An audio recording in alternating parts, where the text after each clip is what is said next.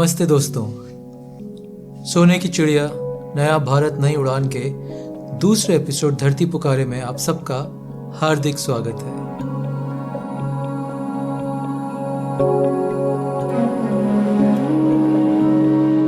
हमारे पिछले एपिसोड पर आपके लगातार आते फीडबैक्स और एप्रिसिएशंस ने हमारी पूरी टीम का उत्साह कई गुना बढ़ा दिया है।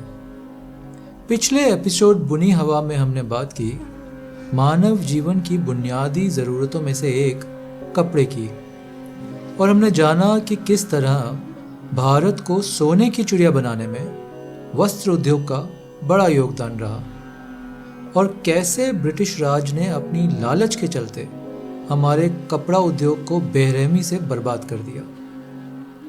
दोस्तों, आज हम बात करने जा रहे हैं मानव जीवन की सबसे बुनियादी ज़रूरत और भारत की सदियों से चली आई मजबूत रीढ़ खेती यानी एग्रीकल्चर की। हमारे यहाँ एक पुरानी कहावत हुआ करती थी, उत्तम खेती मध्यम बान, नीच चाकरी कुकर निदान, जिसका मतलब है सबसे अच्छा काम खेती करना, फिर व्यापार और तीसरे नंबर पर नौकरी करना है। इस कहावत में हमारी सभ्यता के प्राचीन ज्ञान का एक गहरा सूत्र छिपा है। दोस्तों, भारतीय समाज कभी भी कॉम्पिटिटिव यानी प्रतिस्पर्धात्मक नहीं रहा। हमारी परंपरा तो सदियों से कोऑपरेशन यानी सहभागिता की रही है। यही कोऑपरेशन तो जीवन का आधार है। यह जीवन को संपन्न बनाता है और हमें एक दूसरे से जोड़ता है। इस सहभागिता की परंपरा ने भारत की जड़ों को बहुत मजबूत किया और खेती हमेशा से ही इस सहभागिता पर टिकी है और इसको बढ़ावा देती है। खेती के लिए हमें अनगिनत जीवों जैसे गायें, बैल, पक्षी, भंवरे, मधुमक्खियां तथा मिट्टी में रहने वाले करोड़ों माइक्रो ऑर्गेनिजम्स के सहयोग की जरूरत होती है। नौकरी की व्यवस्था इसके बिल्कुल उलट है। वह बढ़ावा देती है प्रतिस्पर्धा को, यानी कॉम्पिटिटिवनेस हमें एक दूसरे से काटती है और समाज की जड़ों को खोखला करती है। और ब्रिटिशर्स ने बिल्कुल यही किया। उन्होंने बहुत ही चालाक ढंग से हमारी कृषि व्यवस्था को तोड़ना और हमारे सहयोगी समाज में दरारें डालना शुरू किया। अपने मतलब के कानून हम पर थोप हमें नौकर बनाना शुरू किया। बहुत ही चालाकी से उन्होंने हमारे कृषि प्रधान समाज को देखते ही देखते नौकरी प्रधान बना दिया। ब्रिटिशर्स की क्रूर और मक्कार नीतियों की वजह से 200 साल के ब्रिटिश राज में हमें अनेक अकाल झेलने पड़े। तकरीबन 3 से 4 करोड़ देशवासी इस भुखमरी का शिकार हुए। जब भारत में अकाल पड़ रहे थे और लोग भूख से बिलख कर मर रहे थे, तब भी अंग्रेज सरकार हमारा 50% से भी अधिक अनाज सेकेंड वर्ल्ड वॉर के ब्रिटिश सैनिकों तथा इंग्लैंड में बैठे अपने मालिकों को भेज रही थी। दरअसल ब्रिटिश काल के दौरान भारत में ब्रिटेन के औद्योगिक व आर्थिक फायदों को ध्यान में रखकर ही फसलें उगाई जाती थी। इसके चलते भारत में अनाज की कमी होने लगी और यह भी भारतीय जनता की भुखमरी का एक कारण बना। दोस्तों, भारत में आने वाले अकालों और उनसे हुई भुखमरी की बुनियादी वजह कम वर्षा, खाद्य पदार्थों की कमी या अधिक जनसंख्या नहीं थी, बल्कि इस भुखमरी की वजह ब्रिटिश सरकार द्वारा बेरहमी से किए गए शोषण, संसाधन के असंतुलित आयात और अकाल के दौरान भी क्रूर तरीकों से महंगे टैक्स की वसूली थी। अंग्रेजी हुकूमत ने भूख से मरते हुए लोगों से भी टैक्स वसूलना नहीं छोड़ा। भुखमरी का हाल कुछ ऐसा था कि सर विलियम हंटर, जो कि ब्रिटिश राज में भारतीय आंकड़ों के डायरेक्टर जनरल थे, उन्होंने अपनी एक रिपोर्ट में लिखा है कि लगभग 4 करोड़ भारतवासी अपने लिए भोजन जुटाने में असमर्थ हो रहे थे और काम करने वाले मजदूरों की कुल संख्या में से तकरीबन 34% लोग रोज बीमार थे या किसी चोट की वजह से काम पर नहीं आ पाते थे। उस समय गरीबी के चलते करोड़ों लोग सब्जियां और यहां तक कि दोस्तों जरूरी नमक तक नहीं खरीद पा रहे थे। अंग्रेजों द्वारा थोपी गई इस भुखमरी, अकालों और कुपोषण के चलते सन 1770 और 1900 के बीच 2.5 करोड़ से भी अधिक भारतवासी भूख व बीमारियों से तड़प तड़प कर मर गए। धीरे धीरे अंग्रेजों ने हमें अपनी जमीन, अपने पशुओं, मिट्टी और लोगों से काटना शुरू कर दिया। हमारे लोग जो हमेशा से कुशल कारीगर, कलाकार, किसान व व्यापारी थे, जो सदियों से आर्थिक व मानसिक दृष्टि से स्वतंत्र थे, अब ब्रिटिश राज की नीतियों के गुलाम होने लगे। और दुख की बात तो यह है कि अंग्रेजों की दी हुई ये बीमार विरासत आज भी हम ढो रहे हैं, जिसका परिणाम यह हुआ कि आज भी भारत की तकरीबन 25% जनता पॉवर्टी लाइन यानी गरीबी रेखा के नीचे ही है। दोस्तों, आज़ादी के 75 साल बाद आज जब हम अपनी खेती व्यवस्था और खान पान की आदतों को देखते हैं तो हैरानी होती है कि किस तरह आज भी हम विदेशी मानसिकता के गुलाम हैं। वेस्ट के प्रभाव में हम इतनी दूर निकल आए कि आज हम अपने घरों में और अपने बच्चों को जंक फूड खिलाने में एक अमीरी महसूस करते हैं। जंक, जिसका हिंदी अनुवाद होता है कचरा। विदेशी कंपनियों ने बहुत ही चालाकी से इस फास्ट फूड या जंक फूड को मॉडर्न होने की परिभाषा दे दी है। दोस्तों, इतिहास में देखें तो भारत की कृषि विश्व में सबसे प्राचीन है।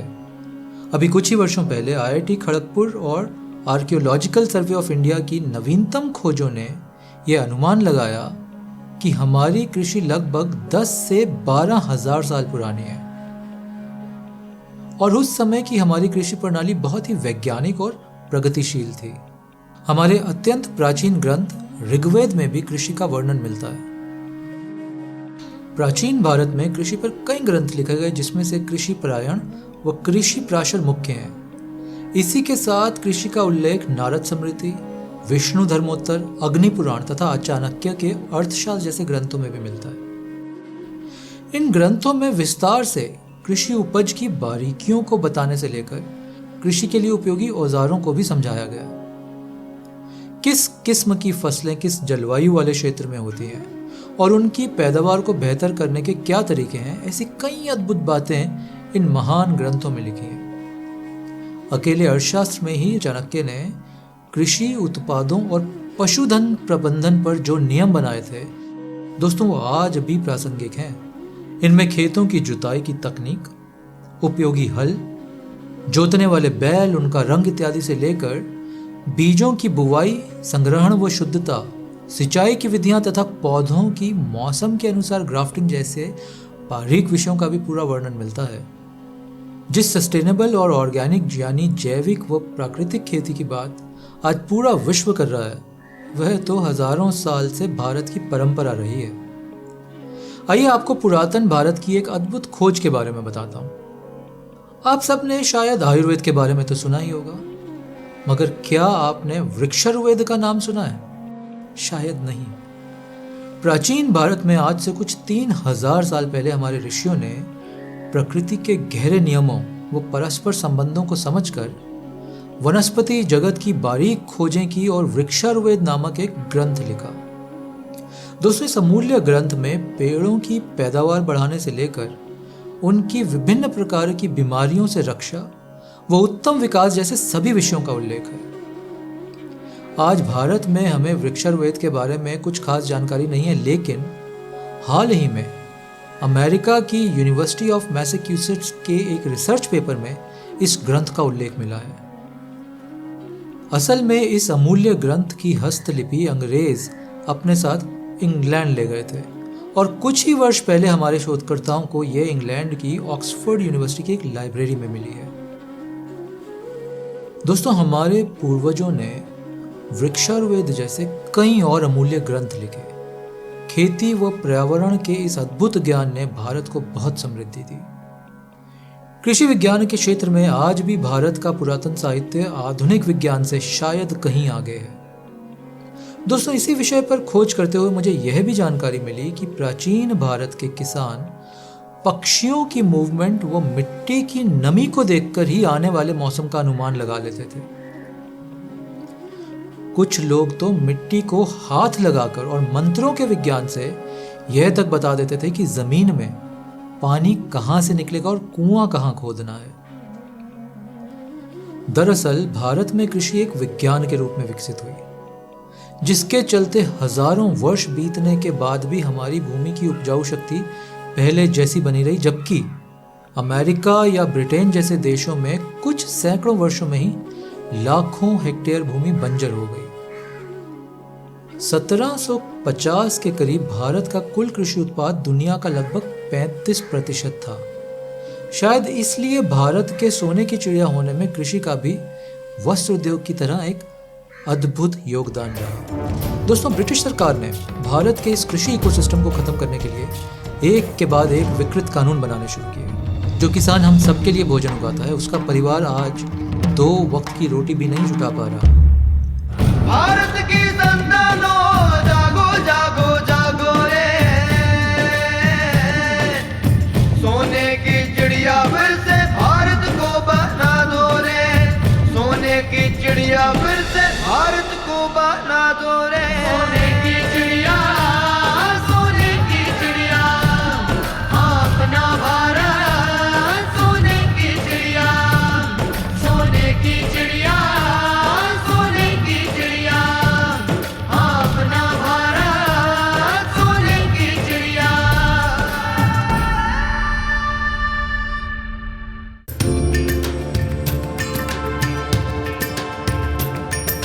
नए भारत की सुगंध, द सीकर अगरबत्ती के संग, the seeker incense invoking the divine.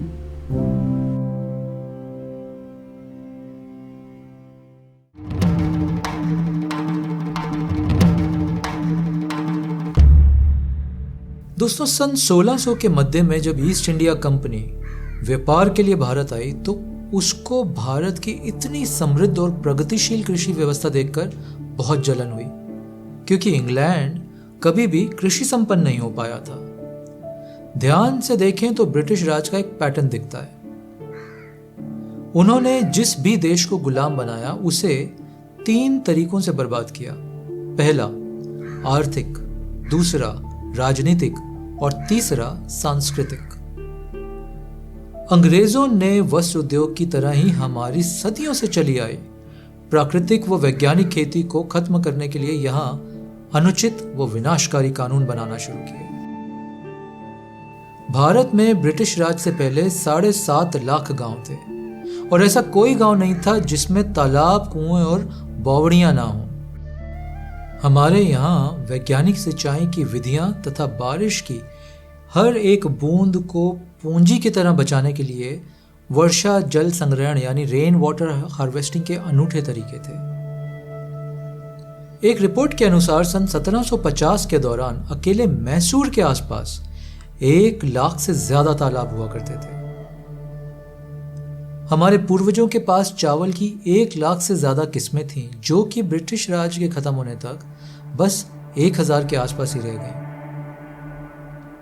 दोस्तों, ब्रिटिश सरकार ने भारत के इस कृषि इकोसिस्टम को खत्म करने के लिए एक के बाद एक विकृत कानून बनाने शुरू किए, जिसमें से एक था लगान वसूलने की व्यवस्था, जिसके चलते किसानों को पूरी फसल का 50% लगान और कुछ केसेस में तो दोस्तों 80% लगान यानी टैक्स ब्रिटिश कंपनी को देना पड़ता था।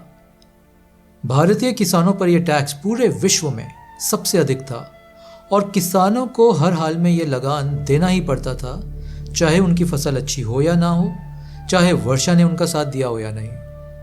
अंग्रेजों द्वारा भारत में शुरू की गई जमींदारी प्रथा के बारे में तो हम सब ने सुना ही होगा।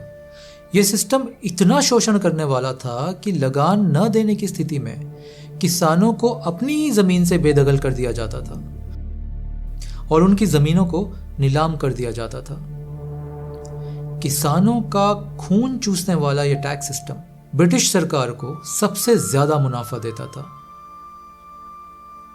इन सभी तरीकों से ब्रिटिश सरकार ने हमारे किसानों को गरीबी के गहरे दलदल में झोंक दिया। अपने और अपने परिवार का पेट न भर पाने के भयंकर दुख से लाखों किसानों को आत्महत्या करनी पड़ी। दोस्तों, वैदिक काल के समय में हमारी प्राचीन कृषि व्यवस्था को एक चक्र के रूप में दिखाया गया है। इसमें कृषि और पशुपालन को एक सा महत्व दिया गया है। इस चक्र में भूमि, पशु और मनुष्य तीनों एक दूसरे के पूरक होते हैं। इस व्यवस्था में मनुष्य पशु का पालन करता था, पशु भूमि का पालन करता था और वह भूमि फिर से मनुष्य का पालन करती थी, क्योंकि उस समय की भारतीय कृषि पशुपालन पर आधारित थी। दोस्तों, इसके चलते भारत में 1000 से ज्यादा नस्लों की गायें पाई जाती थी और कृषि का एक मुख्य धन पशुधन था।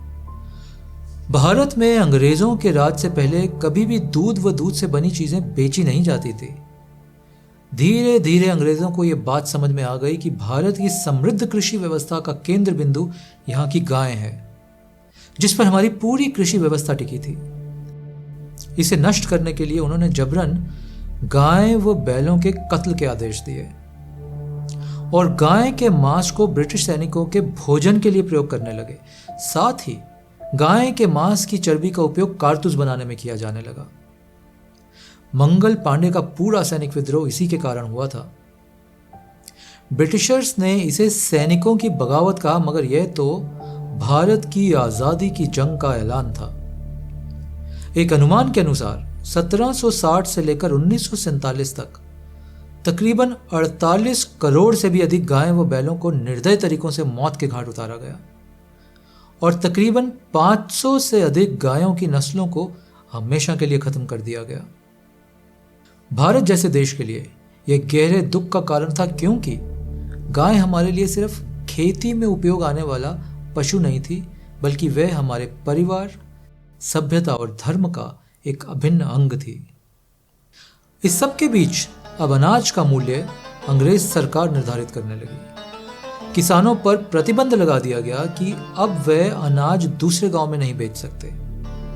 बंगाल व बिहार, जहां धान की पैदावार बहुत अच्छी थी, वहां उन्होंने जबरदस्ती नील की खेती शुरू करवाई, क्योंकि नील का व्यापार ब्रिटेन रोमन देशों में करता था। मालवा क्षेत्र के किसानों से जबरन अफीम की खेती कराई गई, क्योंकि ईस्ट इंडिया कंपनी अफीम का व्यापार चीन में किया करती थी।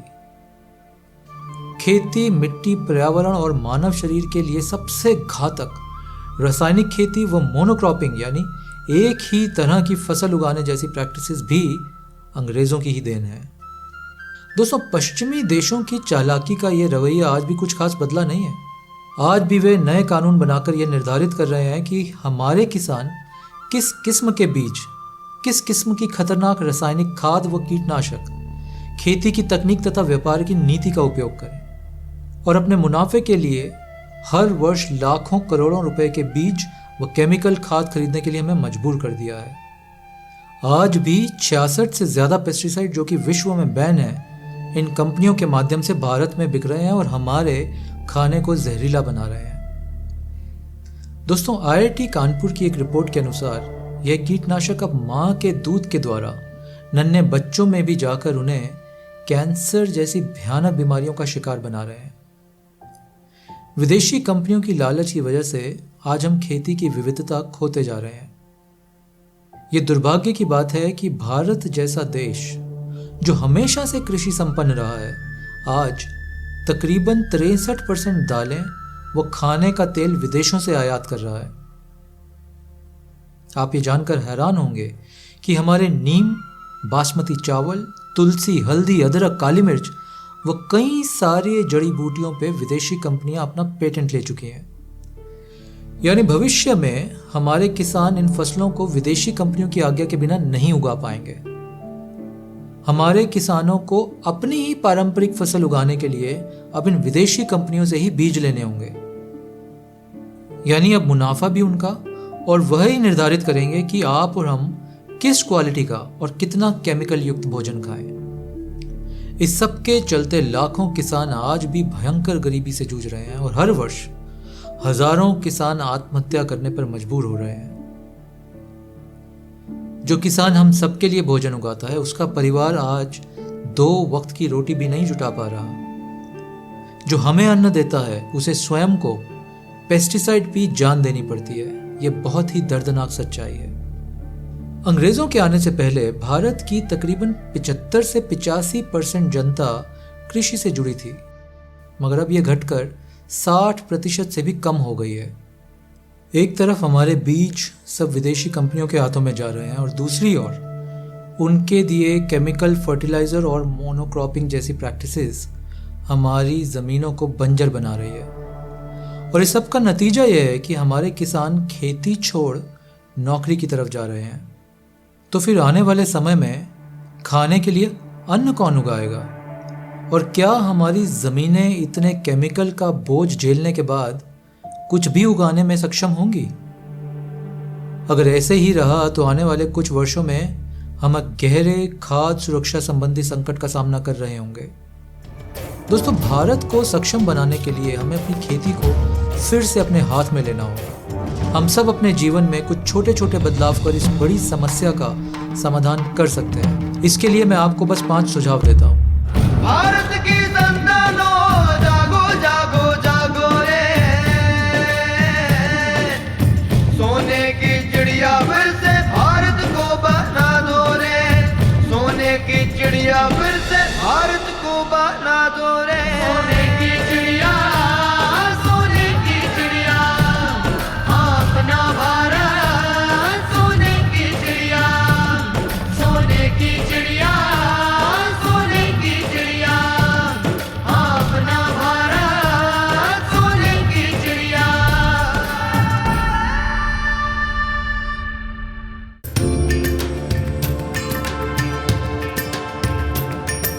नए भारत की सुगंध, द सीकर अगरबत्ती के संग, the seeker incense invoking the divine.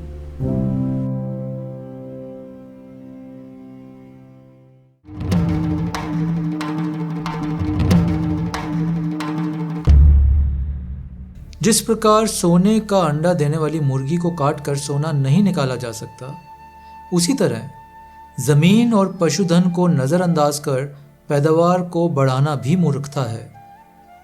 परंपरागत वैदिक कृषि विज्ञान को भूलकर हमने यही गलती की।